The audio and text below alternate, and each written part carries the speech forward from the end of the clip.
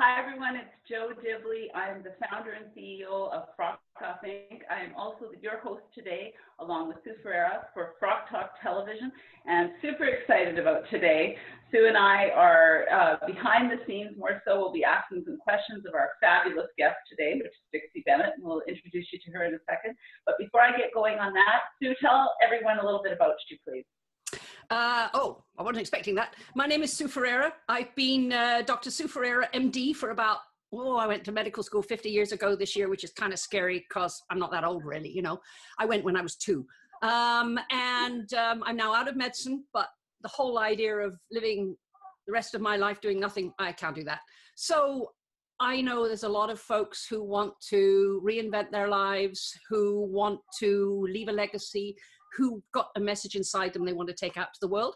So, and I'm a techie dude, so I've kind of created and gone in with Joe so that we can showcase people and take them basically so that they can live their retirement dream in their later years. Awesome. And you're so much more, so much more. Oh, shucks, Joe. She's the big brain behind Frock Talk Television.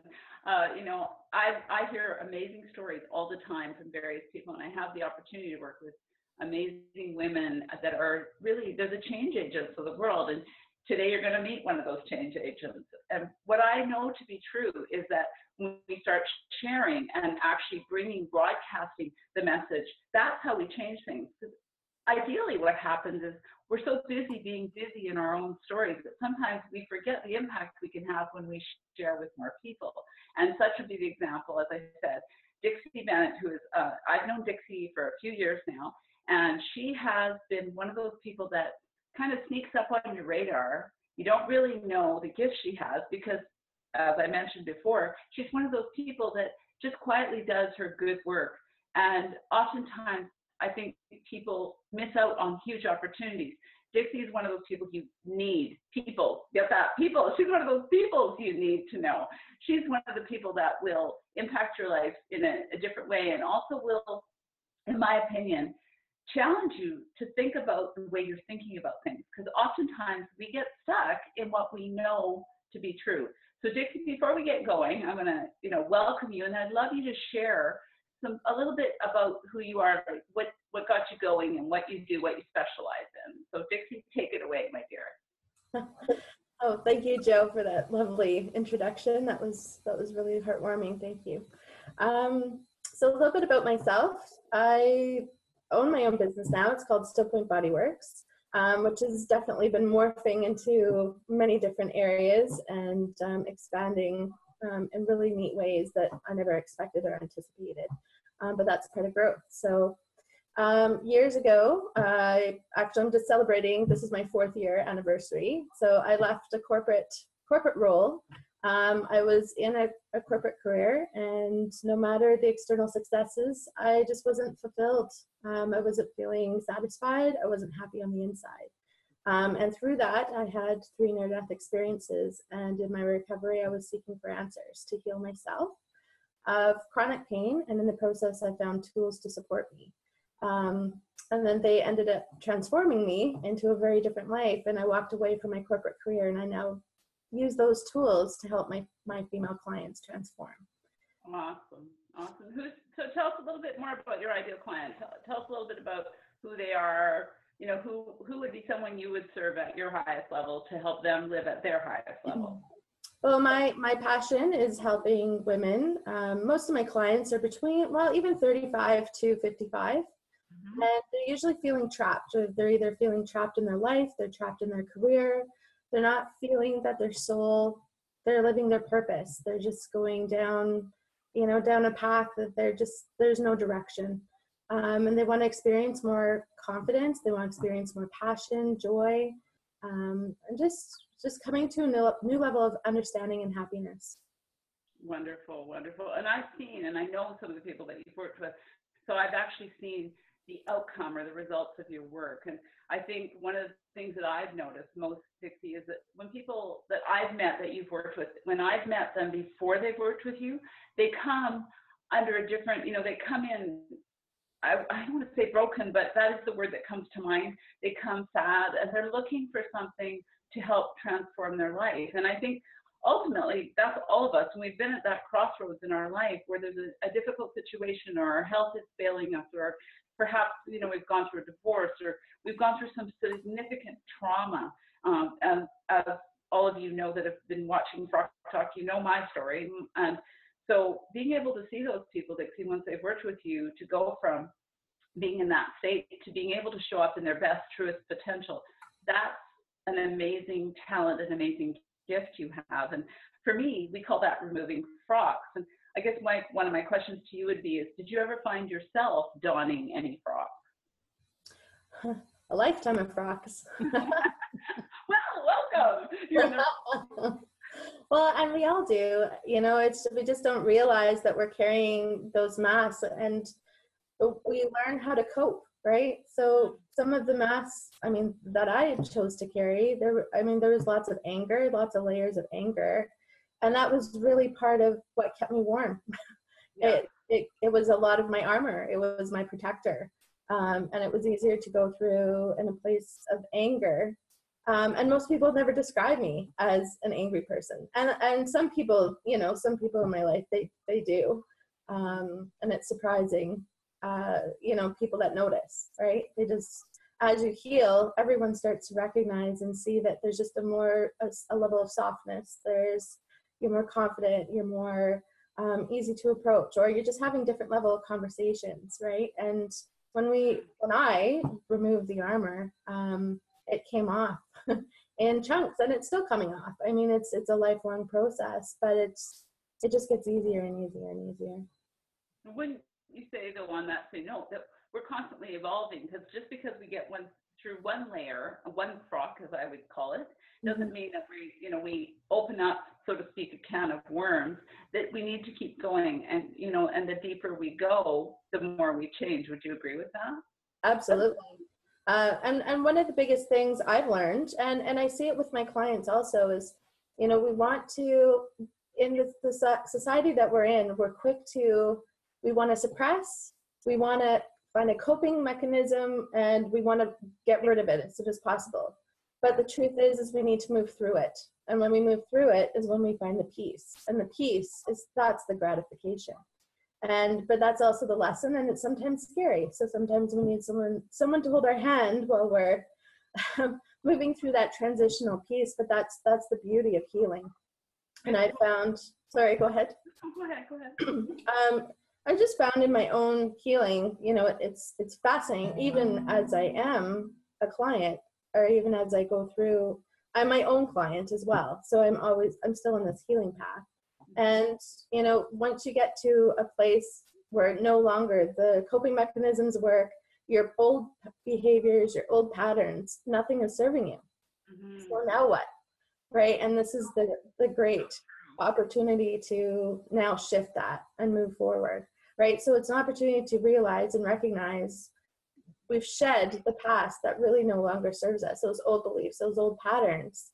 But now it's an opportunity to create new patterns and a new process, and new mechanisms to continue on that healing path. Absolutely. And I liked when you were talking about in our society today, and we go back to that for a second, because I often refer to it as minute-right society, where we just want to solve something immediately. Well, if it could be solved immediately, we wouldn't be in the situation we're in right now, would we?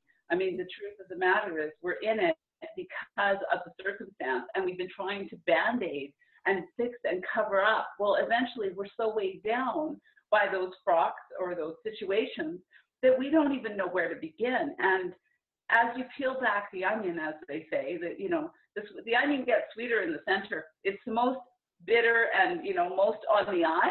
The most time you're going to have a reaction is because you're on the outside of the onion. Well, if you think about it, I loved how you talked about how you get softer. People have noticed you've gotten softer. I think that's for all of us, because we're in that position where we have to cover up to stay safe. We're not really approachable as human beings. Like, we are so busy being afraid that something is going to happen, or we're trying to control. I can speak for myself on this. I definitely tried to control all of my environment based on my fear. What that did, though, is it controlled everything in my environment and controlled all my relationships. You know, it controlled what I said to you. I mean, it was amazing how much effort was required just to stay in control. So that whole minute right society, we have to let that go. And I have noticed, even in the short time, few years that we've known each other, because I didn't know you when you were much younger. So, you know, at this point now, what I see is a woman who's very generous, kind, who cares about people. I bet you all those things were there before, but all that was happening is when we come from that place of, oh my gosh, well, what we do is we don't let people in. Because if we let them in, we could get hurt. And getting hurt is not part of the option. So we don't want to have any of that going on. Is that a fair thing to assume? Oh, absolutely. Well, and it's just that, and that's exactly what it is the more layers we decide to try to hide in, right? We're covering up, and we're carrying more and more baggage, and the baggage gets exhausting, it gets heavy. And that is exactly where illness often starts from. So, and that's really part of my specialty is the emotional release through the tissue. And, you know, it's that getting to the root cause, figuring out what happened, why we're carrying that, and moving through the process of, you know, just being vulnerable with ourselves, being truthful, and then being able to shift into a state of, understanding forgiveness, right? When we can forgive ourselves. And that's the biggest lesson. That was my biggest lesson, is forgiving yourself and, you know, forgiving others, right? They often don't even know that what they've done or how they've affected you. And so when you can actually stand in that and take responsibility, and that's the greatest lesson, is learning to take responsibility for our actions, for ourselves, for our decisions. And it's a hard thing to look in your mirror and say, I love you and I forgive you. Yeah. And then move through that. I totally agree. And Sue, I'd like to get you to chime in here because of your background and what you've seen, you know, and I tap into your profession, your history, because I know what you've seen in the industry, how much of what Dixie's saying would resonate, but you can add a whole different dimension than I could add. So would you share how you feel about that as well? Yeah, I will. I think it's such a constant process. And it doesn't matter whether we say we're taking frocks off, which is your metaphor, Joe, or peeling the onion, or even if you look at Buddha and his levels are to get to nirvana, you're describing that same process which is really become a corny word, I think, of authenticity, but it's actually, once you know it, it ceases to be a corny word, and it actually becomes something totally into the heart. And I've said this to Joe before. I spent 50 years in medicine and you can tell I'm a Brit, right? So what did I grow up with? I grew up, don't talk about your feelings. Keep your stiff upper lip. Children should be seen and not heard. That was my environment, which actually I think prepared me for a life of 45 years working in major trauma centers. It was perfect, right? Because I'm not going to cry because this kid's just being beaten over the head by mum's boyfriend and he's going to die. I can't go into that emotion or else I can't do my job. So in a way, those suits of armor that I put on were very useful for my work environment. But I've had to strip those off totally. And I went through an unexpected divorce at 60, which was my stripping off time, right? What's happening? What's going on? And I just feel, and Joe knows me, I get emotional and I get sobby now because I've stripped off the layers. I wouldn't have done it before. But I find that now I'm in a very different place of feeling and giving. And I think one of the best things I ever heard was my kids after I'd gone through the process. And they said, oh, Mum, it's really nice to have the mum back that we love, and we haven't had you for several years. And to me, that's why I get sobby. But I think you're right. I think it's an incredibly enriching process. And I wish it for everyone. Sadly, it often starts with trauma, but it's Phoenix rising from the ashes, and it gives you so much once you've been through it. I so agree. And I think when I think back to my own trauma, some of the issues I face, and I know, Dixie, you do some work with PTSD as well, correct? Yeah. Yeah, and I think, it would be completely illogical for someone that has gone through what I've gone through to not have her own version of PTSD. Not version, I have PTSD. I deal with PTSD. And it's, letting go of those frocks for me meant also putting myself in a position of danger. And so, putting myself out there, even when it was irrational that I was still afraid, I still had those feelings. So why I love what you do, Dixie, is because you can help people break through that and have that emotional release. I know there are various forms of, just if we use just PTSD, for example, which is significant, but if we talk specifically about that, there are various forms or variations. If we were to say a scale of 1 to 10, some people will have it a lot more, will suffer the effects of it much more. I would say I was probably somewhere around a 5 or a 6, if I was to say out of 10. And it shows itself still, even though I have removed the things that have bound me for years, it shows itself still in trauma. But we know that at the cellular level, until we release all of that, then it's always going to show up. Is that not correct, Dixie? I believe that, and I see it to be true from my own journey in my own body, right? And it's just, and I say to my clients all the time, because the tissue literally shifts, and our attachment to the emotion completely shifts. Oftentimes, when we come in with a story, and when that piece heals out of the tissue, and we try to think about that story again, it's almost difficult to actually recall the story because there's no emotional attachment to it. And that is such a powerful shift in healing. And the tissue softens out, and the chronic pain almost dissolves instantly. That deep hurt, that deep ache, it just dissolves.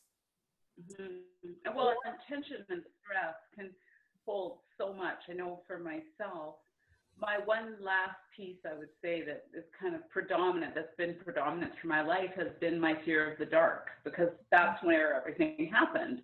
And I talk often about not standing in your story, but rather standing on your story. And I found myself one day purposely going and standing in the dark where there's no windows, there's nothing, in daylight, okay? But I had to close the door, so it was dark.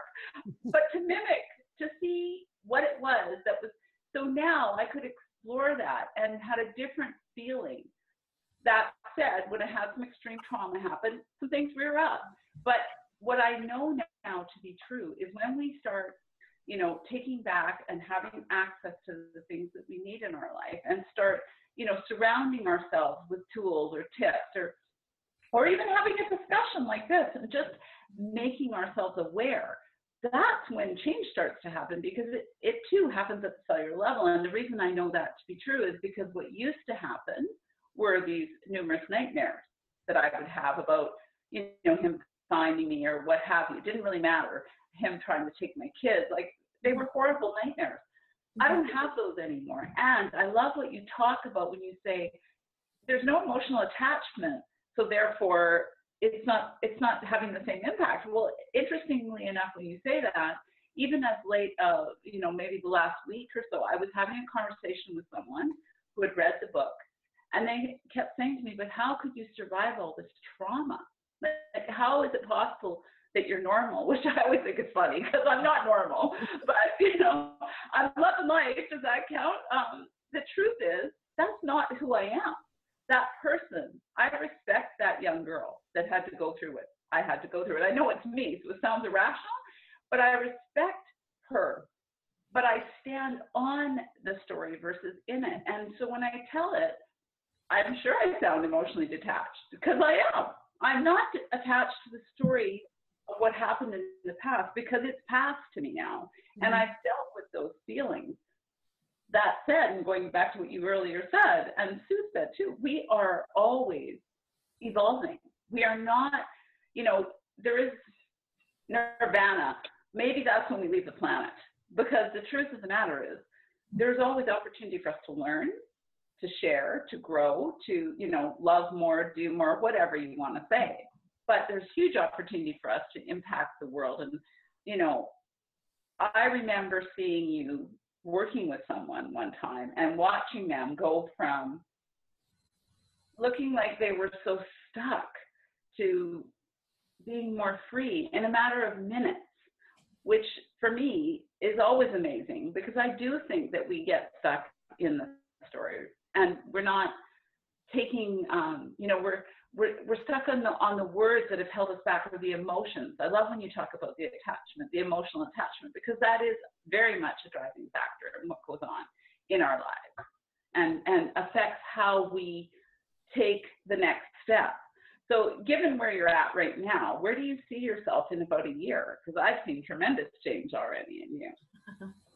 Well, and that's the funny thing is, I really don't know where I'm going to be in the next year, because things just keep changing so fast from month to month.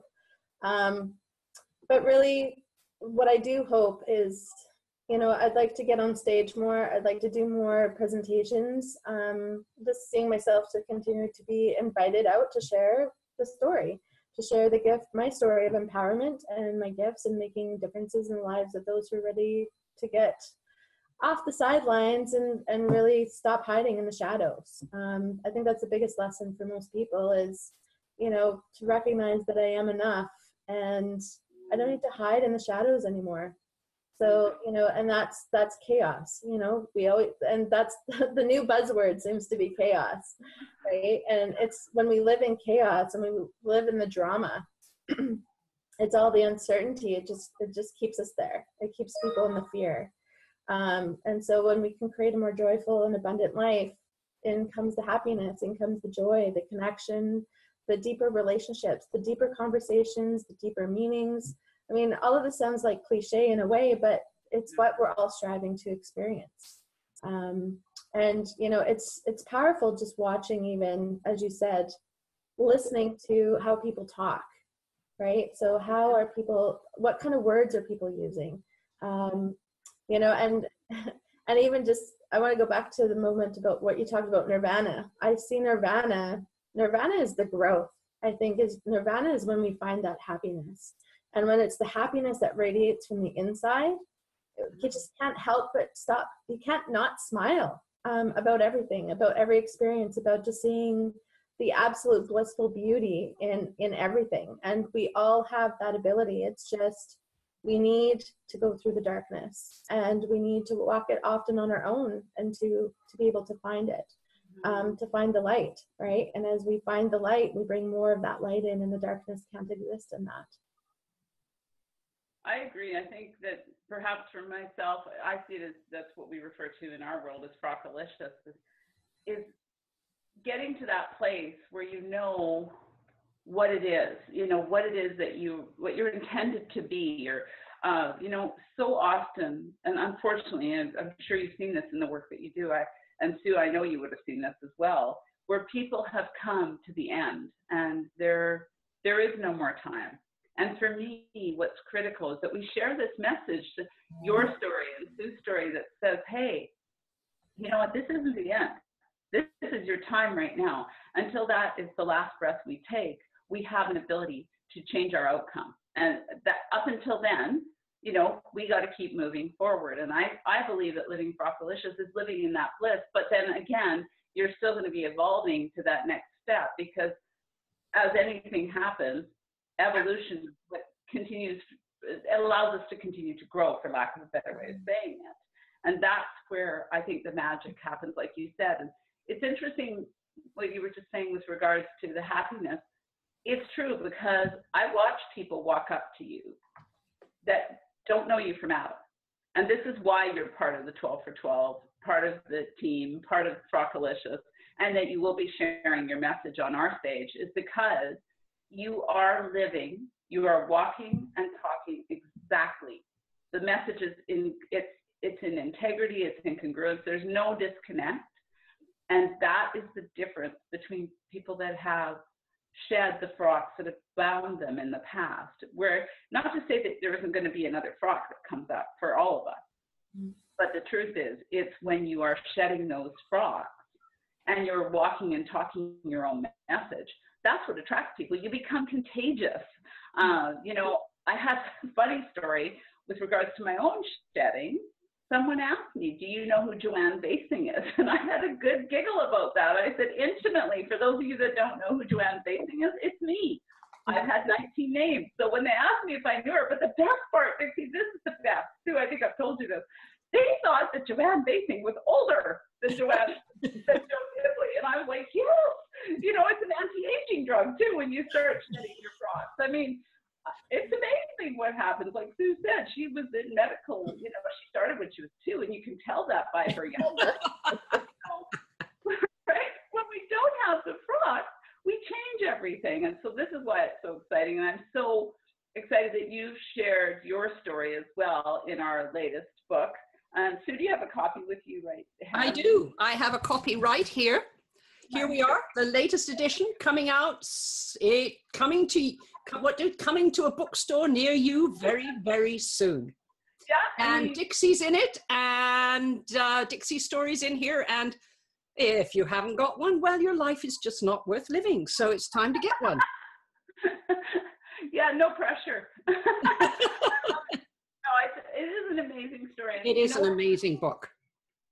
What's amazing to me as well is these other stories that have come in. When we put the offer out there, when we put the ask out to say, would you mind sharing your story of empowerment?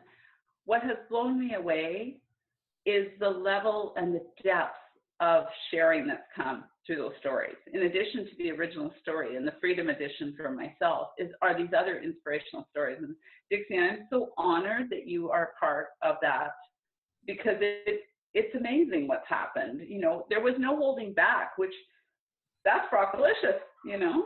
That's where the real magic came in, is when you all stepped in and told your stories as well. So I'm excited. I can't wait to feature you and for you to share your stories and how you can help others remove their frocks. And I thank you so much for your time and for everything you've done to be part of our team and to be part of 12 for 12 and just be in my life. You are a gift. Thank you so much. Thank you, Jill.